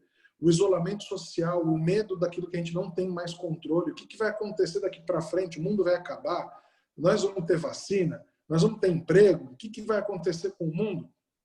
Isso funcionou dentro daquele cenário que eu expliquei anteriormente. É o fator estressor que influenciou o nosso DNA e o gene passou a se expressar. E aí sim a gente passa a ter uma expressão que pode ser do ponto de vista patológico. Então, o estresse, ele é um desencadeador desses sinais, desses sintomas, e ele não pode se tornar crônico. Essa que é a questão, gente. Uma vez que ele desperta e ele fica crônico, aí a tendência é da ansiedade ela deixar de ser uma característica e passar a ser um transtorno. Se isso acontece, é igual qualquer outra condição de saúde, gente. Tem que tratar. Então, vamos supor que você vai lá e vai no cardiologista. A gente na nossa faixa, dos 35 aos 40 anos. Ah, pô, tem que ir no cardiologista? Nunca fui, né? Aí ele pede um montão de exame e tal, já está na hora, você está um pouquinho gordinho, né? Essa barriguinha já está aparecendo, você faz exercício físico? Não, opa, já é um critério ruim, né? Você fuma, opa, já não é legal. A alimentação é boa? Não, não é boa. Opa, você dorme bem? Não, não durmo bem. Gente, ele não está fazendo perguntas só do ponto de vista da saúde cardiovascular, ele está fazendo perguntas para você do ponto de vista da saúde geral. E a OMS, ela diz, Organização Mundial de Saúde, qual é a definição de saúde? É biopsicossocial. São as três, tem que andar juntas. As três. Não esqueçam disso, viu? Quando vocês forem falar. Biopsicossocial. Então, gente, quando a gente passa por um critério, um problema relacionado à ansiedade, do mesmo jeito que você foi no cardiologista, pô, você está com a pressão um pouquinho alta, você acha que ele vai te passar remédio de cara quando você é jovem? Não vai. Ele vai falar assim para você, ó, mudança de estilo de vida. Comece a fazer exercício. Diminui o consumo de bebida alcoólica, para de fumar, durma melhor, organize melhor o seu tempo, o seu horário. Você vai ver qual que vai ser a consequência nisso. Para a gente é a mesma coisa. Dependendo do grau que a pessoa está da ansiedade, o que eu vou falar para você? Você faz dieta? Não. Faça. Isso vai ter impacto no seu cérebro. E tem mesmo. Ah, você dorme bem? Não, não durmo. Então, vamos mudar a sua dinâmica do dia a dia para passar a dormir melhor. Vamos fazer higiene do sono. Quem é que faz aqui? Aposto que ninguém. Todo mundo vai dormir com o celular na mão ali, né, emitindo a luz azul e atrapalhando aí o funcionamento do ciclo circadiano. Então, vejam, a gente tem uma inúmera gama de coisas que a gente pode fazer pela gente do ponto de vista preventivo e muitas vezes também resolutivo, antes da gente chegar num ponto em que eu preciso de uma medicação que seja pontual. Então, essa é a importância que a gente tem que carregar, gente. Biopsicossocial, eles caminham juntos, e aquilo que a gente faz, que o cardiologista ele fala para a gente fazer, que é bom para a nossa saúde física, ela também é muito importante para a nossa saúde mental. Perfeito. Satisfeita, Amanda? Mais alguma dúvida? Não, era isso só. Legal, Amanda. Obrigada. Bruno, eu vou te provocar fazendo essa pergunta, Bruno, porque eu sei da sua formação jurídica, mas eu sei também que eu acho que você também não está atuando, ou está atuando enquanto advogado. Acho que não. Não, né? não, advogando não. Então, qualquer coisa, na dúvida, a gente se socorre do nosso mestre Pedro Lazzarini. Com certeza. Mas a dúvida é a parte que tipifica o nosso Código Penal. Auxílio e indução fica mais fácil identificar até pelo significado da própria expressão. Agora, instigação ao suicídio, Bruno, você mencionou a necessidade, no início da sua exposição, da necessidade de nós termos empatia quando detectarmos em pessoas próximas a nós esses sinais de depressão. Ocorre que, em alguns casos, em alguns lares, pessoas não têm paciência com esse quadro depressivo de parentes, até mesmo parentes. E aí, por não saber se comportar a respeito, e às vezes acabam tendo um comportamento ríspido. Eu queria que você delimitasse, se possível, até para esclarecer a todos que estão participando da palestra, quando que passa do limite e passa a ser instigação, né? Esse comportamento, para que a gente tome cuidado, né? Porque às vezes as pessoas acabam, a falta de empatia não é crime, mas às vezes as pessoas ultrapassam e pela falta de paciência, dependendo do quadro depressivo, acaba contribuindo aí para um deslinde fatal aí, para uma tragédia familiar. E aí eu queria que você abordasse um pouco a respeito dessa diferenciação. De repente, o nosso mestre ali complementa, né, Pedro? Sem sombra de dúvida, eu vou recorrer ao conhecimento do professor Lazzarini, viu? Não para explicar somente do tipo penal, mas para a gente diferenciar algumas coisas que eu acho que vale a pena. Eu acho que uma situação que é comum para todos nós, e quem pode acabar vivenciando isso na família, quem não tem algum familiar que já passou por um episódio depressivo, né? É que muitas vezes a gente não consegue entender o que está acontecendo ali, e é uma patologia em que a gente não tem comprovação. O brasileiro é muito assim, né? Ou tem o exame, está comprovado, está aqui, então beleza, então eu sei que tem. E não existe exame. Como é que eu vou... Infelizmente, a gente não tem esse recurso, né, para o diagnóstico nem para o tratamento.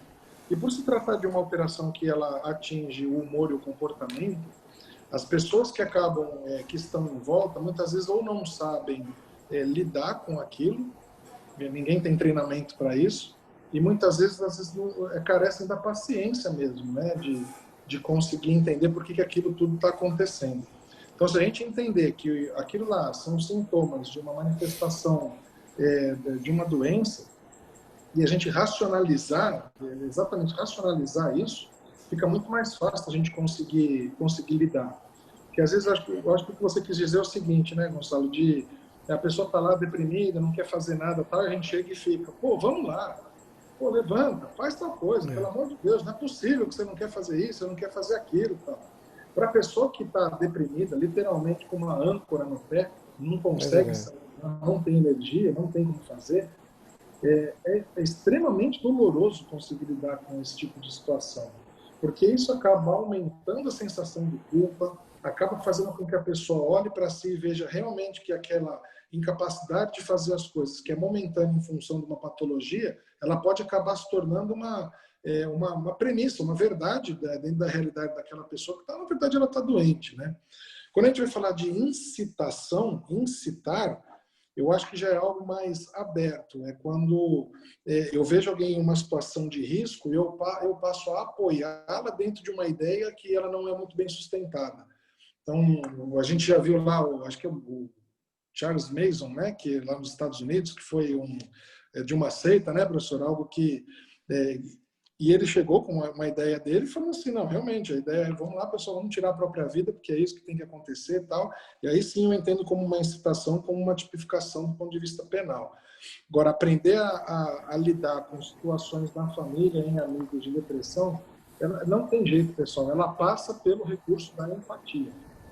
Se a gente entender que aquilo que a pessoa está sentindo é absolutamente real para ela, a gente passa a compreender e a confortar e a trazer acolhimento, que é completamente diferente de incentivar ou, às vezes, até de incitar a pessoa a fazer aquilo que a gente acha que é o certo para ela. Né? Absolutamente correto. Peço até licença para dizer isso. Fico muito feliz que as aulas foram muito bem aproveitadas. Nós temos a indução, instigação e auxílio ao suicídio, e o que fica claro que há uma punição de fato é quando é da maneira dolosa. Então, aí sim, aquela pessoa que vai aperfeiçoar.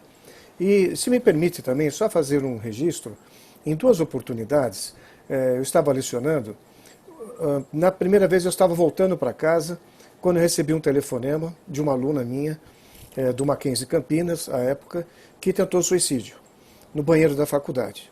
Levaram-na para o pronto-socorro, e ela só queria falar, não queria falar com um familiar, com ninguém. Era uma aluna brilhante, tirava as melhores notas, se dava bem com os colegas, então só queria falar comigo naquele momento. Então eu entrei, aquela confusão toda, enfim, sentei-me ao lado dela e fiquei quieto. Nunca que eu iria, naquele momento, iria reprová-la por aquela conduta, de maneira alguma. Simplesmente sentei ao lado dela, ela colocou a mão sobre minha mão, colocou a cabeça no ombro e começou a chorar. E depois eu fiquei sabendo de que ela tinha havia conversado com as pessoas da classe, que os pais estavam muito bem de vida. Na verdade, o pai estava preso e ela também tinha esquizofrenia. Ela tinha esquizofrenia, mas estava sob controle. Enfim, se eu me recordo bem o que aconteceu. Eu quis dizer com esse fato é de que quando eu cheguei, qual a dificuldade que as pessoas têm para lidar com uma pessoa que tentou o suicídio, não é? Então isso é muito difícil. E também contar uma outra experiência de um amigo de infância, que ele desenvolveu esquizofrenia, estava num surto, a mãe estava no quarto, do nosso prédio, inclusive, morávamos no mesmo prédio, e não teve jeito. Teve uma hora que ele pulou a janela e saltou. Então, a experiência de como é, como advogado, naquele momento, acompanhar a família no inquérito policial, né, porque sempre é um inquérito policial instaurado.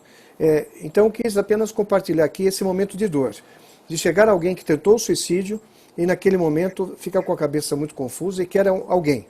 Então as pessoas, o que você falou mesmo, Bruno, acolher e tentar identificar, empatia com as pessoas, tentar identificá-las. Então é só isso. Mas é só na maneira dolosa, viu, Gonçalo e Bruno? Parabéns, teria nota 10 pela resposta de direito penal. Aí sim. Novamente. Aí sim. Perfeito. Agora, doutor Franco Antunes. Com a palavra, doutor Franco. Olá, boa tarde a todas e a todos. Satisfação, mais uma vez, revê-los. Acabei ficando distante na semana passada nas palestras da subseção. Tive a semaninha atribulada, fico feliz em estar de volta. Eu nem tenho nenhuma pergunta para fazer, na verdade. Achei que a exposição foi muito boa, muito rica, muito esclarecedora, mas eu não poderia me furtar da oportunidade aqui de mandar um abraço, né? Um grande abraço para o Bruno, figura conhecida aí de longuíssima data, né, Bruno? Muito prazeroso, viu, meu irmão? Tê-lo aqui na nossa subseção de Praia Grande. Poxa, que bacana, que prazer rever. Eu imagino aí que para o presidente, para a Jaque, o pessoal que estudou junto né, rememorar, né? A gente acaba assistindo aqui a palestra e relembrando muita coisa, de muita história, né? Eu não me formei, não fiz a faculdade junto com o Bruno, mas conheço também de longa data, enfim, um amigo muito antigo, muito estimado, sempre notabilizado por muita inteligência, muita competência, por onde passou aí, tudo que desempenhou. Então, muito legal, viu, Bruno, tê-lo aqui. Pô, show de bola. Foi muito enriquecedor. Receba aí o meu abraço virtual, viu? Muitas saudades. E amém, querido. Espero que retorne aí num futuro próximo, aqui na Praia Grande, aí na nossa subseção. Enfim, o presidente já adiantou e realmente a nossa casa aqui está de portas abertas. Então, era só para fazer esse registro, tá? Não vou tomar muito tempo de ninguém. Quero mandar um abraço também aqui para algumas pessoas que eu não vejo faz tempo, e principalmente o Dr. Cláudio, que está aqui, Cláudio Cândido Lemes, nosso ex-presidente aqui da subseção, figura importantíssima aqui para a OAB da cidade. Claudião, forte abraço, meu irmão. E é isso aí, tá? Dizer que estou com saudade de todos e que estamos à disposição aí. Um grande abraço a todos. Brunão, forte abraço, meu irmão. Tudo de bom. Frank, quanto tempo, hein, cara? Obrigado, viu? Vê que você não envelhece, né, meu? Isso aí é compartilhar o segredo, viu? Quanto tempo. Prazer enorme te rever, viu? Muito carinho. Agora sim, Bruno, nós temos duas perguntas que foram feitas de forma privada, e aí eu vou pedir para que a nossa querida colaboradora Elaine transmita essa pergunta, né? Acho que a pessoa pediu que ficasse de forma anônima, né? Para que você esclarecesse, por gentileza. Com a palavra, Elaine. Na verdade, me foi mandado no reservado, então eu acredito que a pessoa não queira se identificar, né? Uma é pergunta, a outra é uma observação. Então, eu vou falar primeiro a observação, que ela faz um link um pouco com o que a Amanda falou. Ela coloca assim: as pessoas precisam entender que auxiliar quem está com depressão não é dizer o que ela tem que fazer. Muitas pessoas acham que tem a solução para a depressão alheia. Você precisa sair, você precisa fazer exercício, você não pode ficar em casa, você não tem que tomar remédio, porque remédio vai viciar. Então, esse é o comentário que a pessoa colocou aqui, né? E a outra seria a pergunta no sentido assim: as pessoas discutem muito sobre quem comete suicídio, no sentido de que para cometer suicídio tem que ter muita coragem, e outros dizem que a pessoa foi covarde. Como isso é visto pelos profissionais? Antes de eu responder, eu vi que o professor Lazzarini precisa aplicar a prova para os colegas, então eu só queria deixar aqui uma palavra de imenso agradecimento e honra pela oportunidade de ter sido aluno do professor Lazzarini, um ser humano ímpar, e dizer assim, agradecer muito. Acho que eu nunca tive a oportunidade de falar isso, de agradecer pela citação, né, no seu livro, mestre. Assim, a obra de uma vida, né? Enfim, eu não tenho palavras para colocar o tanto que eu sou agradecido por essa oportunidade, de coração. Muito obrigado mesmo. Obrigado. Obrigado você. Prazer revê-lo. Prazer é todo meu. Grande mestre. Muito obrigado a todos. Uma boa noite a todos. Obrigado. Professor Pedro, ratifico aí as palavras do meu querido amigo Bruno. É sempre um prazer e uma alegria recebê-lo em nossa subseção. Precisamos marcar em breve aí uma nova palestra, que os nossos queridos inscritos sempre nos cobram, viu? O amigo é muito querido, viu? Muito obrigado. Muito obrigado. Um abraço a todos, viu? E obrigado. Tchau, Bruno. Boa noite. Tá. Boa noite. Bom, indo lá para os comentários, né, primeiramente sobre como que a gente vê a questão do suicídio, né? Se é como uma covardia, ou se é um ato de extrema bravura ou de coragem. A gente procura não ter um viés do ponto de vista de romancear o ato do suicídio, então de colocar ele por um ponto de vista em que a gente parta de alguém que está fazendo uma análise para alguém que vai fazer um julgamento.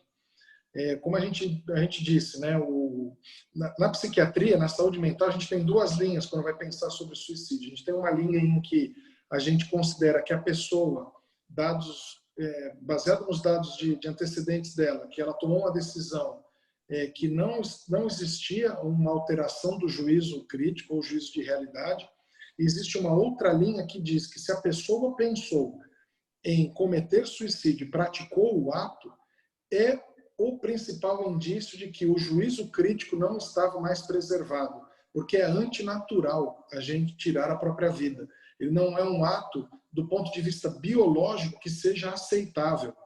Quando nós temos respostas ao estresse, respostas biológicas, que nos preparam para a fuga. E a gente vê isso em situações de estresse, ou então, quando a gente se vê em perigo, ou numa situação mais complicada, o nosso coração ele acelera, a gente fica mais alerta, e a gente está preparado para correr, para fugir, vem uma força que a gente, às vezes, nem acredita que tem. Quando a gente vai pensar em algo que é planejado para ir contra essa determinação biológica da sobrevivência, a linha da psiquiatria que faz essa análise, ela diz que o pensamento da pessoa para chegar a essa conclusão e esse ato ele já não estava mais íntegro, ele já não era mais considerado como uma decisão que fosse 100% sóbria, que não tivesse nenhum tipo de viés. Nesse ponto de vista,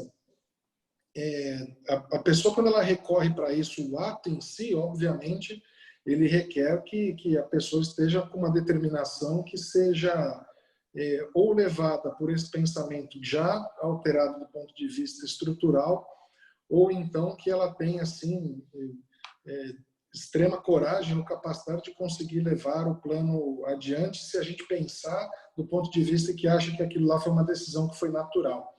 Eu, particularmente, acredito que quando a opção pelo suicídio, a pessoa ela já carece de auxílio, porque não é biologicamente algo que seja programado para a gente. A gente, na verdade, luta pela sobrevivência.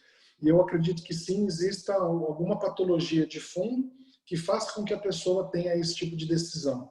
E é por isso que eu comecei falando que o suicídio é uma forma evitável.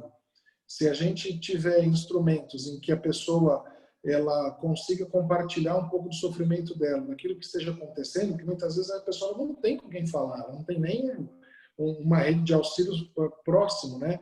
E muitas vezes porque está vivendo aquele tipo de situação, né? As pessoas julgando, ou as pessoas dizendo, pô, levanta dessa cama, faça isso, faça aquilo, e que na verdade não ajuda. Na verdade ele acaba atrapalhando e muitas vezes até, como disse o Gonçalo, né? Fazendo com que a pessoa se sinta pior ainda e que intensifique muitas vezes o pensamento de morte. Então, eu pensaria dessa maneira, gente. Já tem algum tipo de alteração acontecendo que não é natural. Tirar a própria vida não é natural. Perfeito, doutor Bruno. Agora, já que não temos mais perguntas, não é mesmo, Helene? Passamos então para as considerações finais. Primeiro, a presidente da comissão anfitriã, doutora Luana, uma palavra, minha querida. Bom, eu queria agradecer, né, ao doutor Bruno por esses brilhantes esclarecimentos que ele nos deu hoje. Foi muito maravilhosa, aprendi muita coisa, foi muito bom.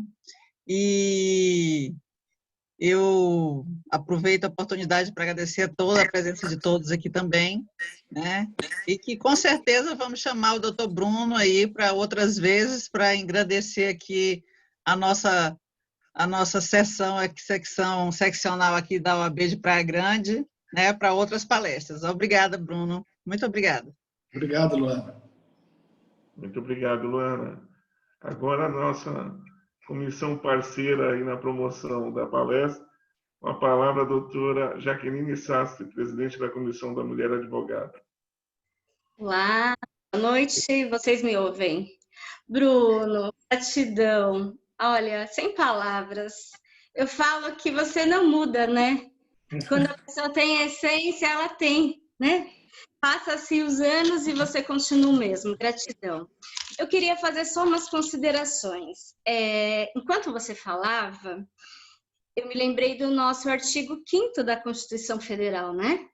E ele assegura a inviolabilidade do direito da vida, ou seja, a vida é o nosso bem maior, né? É a nossa, enfim, é tudo que temos nessa vida, né? Então, eu acho, Bruno, assim, que as pessoas têm que refletir no seguinte ponto. Às vezes basta 5 minutos, às vezes basta um bom dia. Às vezes, assim, a pessoa só quer ser ouvida e quer sentir que alguém se importa com ela, né? E, assim, a partir do momento que você deixou bem claro para a gente que é evitável, eu acho que nós, profissionais de direitos seres humanos, temos a obrigação de olhar para o lado, né? Ouvir os nossos clientes, né? Responder. Tudo bem, a nossa vida é corrida, mas assim, às vezes 5 minutos não vai mudar em nada. E a gente salva uma pessoa facilmente assim, né? Então, assim, eu acho que isso é mais reflexão. Agradecer ao Dr. Pedro Lazzarini, agradecer à doutora Luana, o nosso presidente que dá essa abertura para a gente conversar. E eu acho assim, pode ser indigesto? Pode, mas ele é um assunto que está mais que atual. E tudo que é atual e tudo que a gente pode debater para evitar é muito válido. Bruno, eu sei que você está perdendo um tempão aí, né? A gente sabe a sua vida é muito corrida, mas assim, a nossa gratidão por ti é imensa. As nossas colaboradoras, enfim. Parceiro, você é demais, conte sempre conosco, tá bom? Tamo junto. Vamos botar em prática tudo que você ensinou pra gente aqui. Tenho certeza que a gente vai sair dessa palestra um pouco diferente. Tá bom, querido? Gratidão. Fique com Deus. Jaque, muito obrigado aí por ter estabelecido o contato com o nosso amigo Bruno e proporcionado, junto com a Luana, essa grande palestra nessa tarde. Parabéns pelo trabalho que vem realizando à frente dessa importante comissão, viu, minha amiga? Tenho uma profunda admiração por ti. Tamo junto, parceiro. E agora sim, a comissão responsável por todos os eventos da nossa subseção, a comissão extremamente atuante, hoje representada pela nossa querida amiga, doutora Paula Catelani. Suas considerações finais. Muito obrigada, doutor Gonçalo. Eu também estou muito feliz, muito grata. Que palestra maravilhosa, né? Enriquecedora. Nossa, que delícia, que perfeito. Até por se tratar de um tema que, de uma forma ou de outra, nos toca de alguma forma, ou na nossa própria vida, ou de algum próximo, um colega, por essa questão da empatia que foi conversada, né? Muito importante, para mim, perfeito. Eu tenho casos próximos a mim, até na minha própria família. Para mim, esse tema é importantíssimo. E estava tão maravilhosa a palestra. E o doutor Bruno, ele tem tanta coisa importante para passar para nós, que a verdade é que seria bom que nós tivéssemos acesso a palestras como essa todos os dias para nos dar suporte. Eu gostaria de, em nome da Comissão de Cultura e Eventos, cumprimentar e agradecer o nosso querido presidente da nossa subseção, doutor Gonçalo, que, como a Jaqueline já disse, torna possível esses encontros de uma maneira tão especial, tem administrado, feito essa gestão tão excelente. Cumprimentar e agradecer também os presidentes das comissões organizadoras, da Comissão de Direito à Saúde, representada hoje pela nossa querida doutora Luana, assim também como a doutora Jaqueline Sastre, presidente da Comissão da Mulher Advogada. Agradecer também e cumprimentar todos os presidentes das outras comissões, assim como seus integrantes, que sempre com muito carinho colaboram, né? Compartilham para que seja possível o acesso aí de vários colegas nessas palestras excelentes. Agradecer sempre com muito carinho as nossas colaboradoras, o nosso suporte aí, que dão sempre apoio para todos nós. De uma maneira muito especial, agradecer ao nosso palestrante, doutor Bruno, que com uma maneira excelente, com maestria, hoje enriqueceu a nossa tarde, agradecer o aceite do convite, dizer em nome da Comissão de Cultura e Eventos que a casa está aberta sempre, uma vez que ele só nos traz excelentes informações e coisas boas. Agradecer a doutora Morgana, que confiou a mim mais uma vez nessa tarde, estar aqui para substituí-la. E eu repito, humildemente a represento. Doutora Morgana, recupere-se logo, retorne logo ao seu posto, porque a doutora tem feito de uma maneira brilhante o seu trabalho na presidência da Comissão de Cultura e Eventos. Doutor Pedro Lazzarini não está mais, mas eu quero deixar aqui o meu abraço, meu agradecimento. Ele é um querido pessoal meu. Foi meu professor também. Eu brinco, eu falo que ainda é, não estou mais na faculdade, mas sempre que me surge uma dúvida, preciso de um conselho, ainda é o meu professor, é um grande amigo, um profissional maravilhoso. Fica aqui o meu agradecimento da presença dele hoje, que só ajudou a deixar ainda mais maravilhosa a nossa tarde. Agradeço a presença de todos e vou pedir um minutinho só para poder passar os nossos próximos eventos. Agora, no dia 14/10, às 17 horas, nós teremos aí, o Outubro Rosa, a experiência de sobreviver ao câncer, com a expositora doutora Clarissa Carvalho Nars. No dia 16/10, às 17 horas, também Outubro Rosa, teremos Emocional das Mulheres com Câncer, com a expositora doutora Caroline Campelo Novaes. No dia 19/10, Ciclo Completo de Polícia e a Segurança Pública, com o expositor doutor Ronaldo João Roth.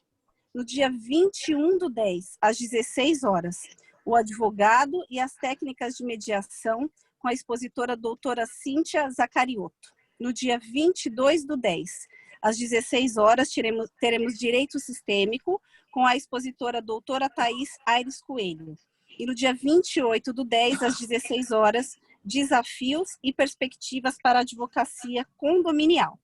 E aí, lembrando que tem a nossa campanha Doce Criança até o dia 7/10, com arrecadação de pipoca doce, bolacha, suco de 150 ml, caixa de bombom, bis, pirulitos ou balas. E o ponto de coleta é na Casa da Advocacia e Cidadania de Praia Grande, localizada na rua José Borges Neto, 703, na Vila Mirim. Ou direto com a presidente da Comissão de Ação Social, a doutora Cristiane Lopes Bonfim.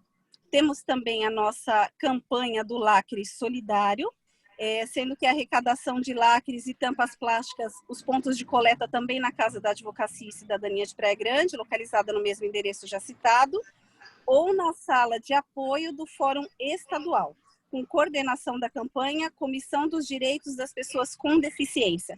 Deixo aqui o meu beijo, o meu abraço apertado a todos os meus colegas, os meus amigos, agradeço essa oportunidade.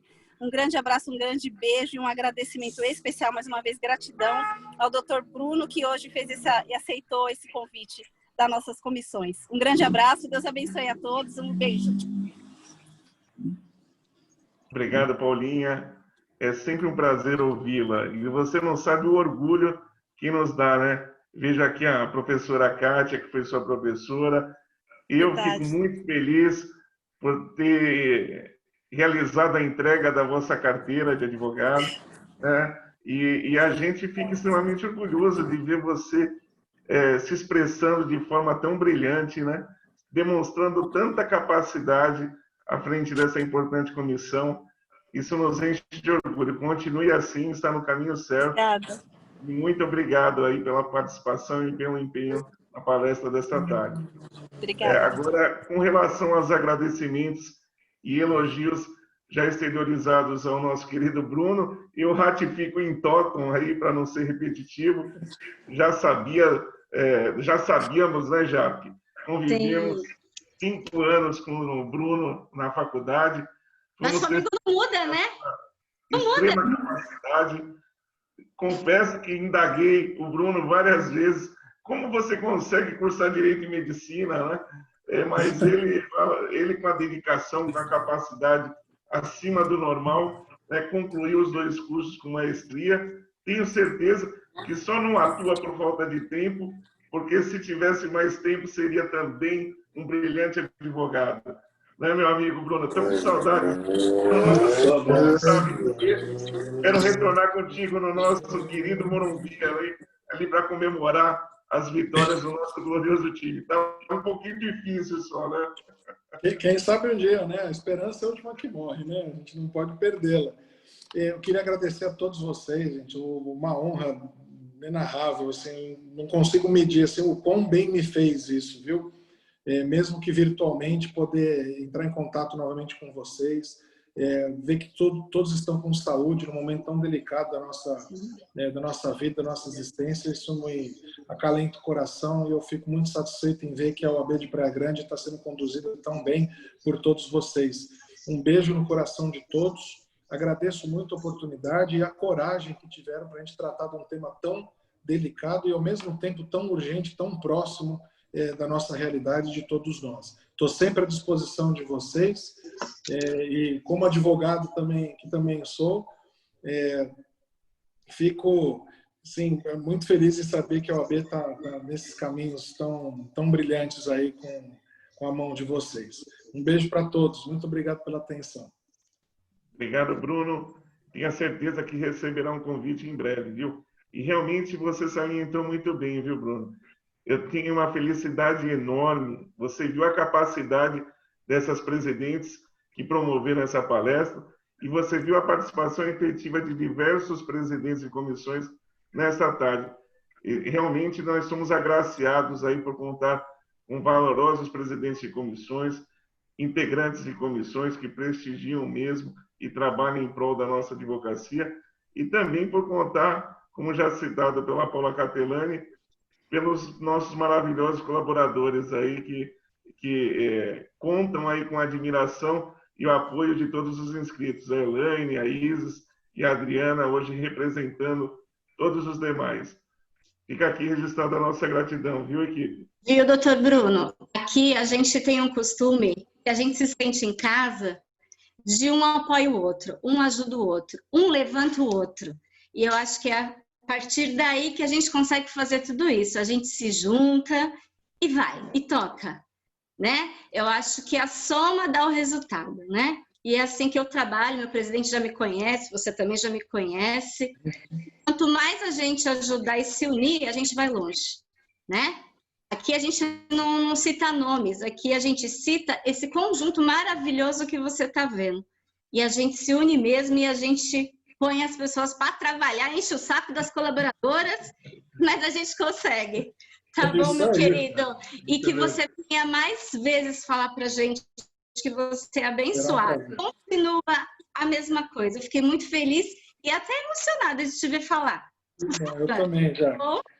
Obrigado, viu? Me salvando desde a época do direito canônico. Né?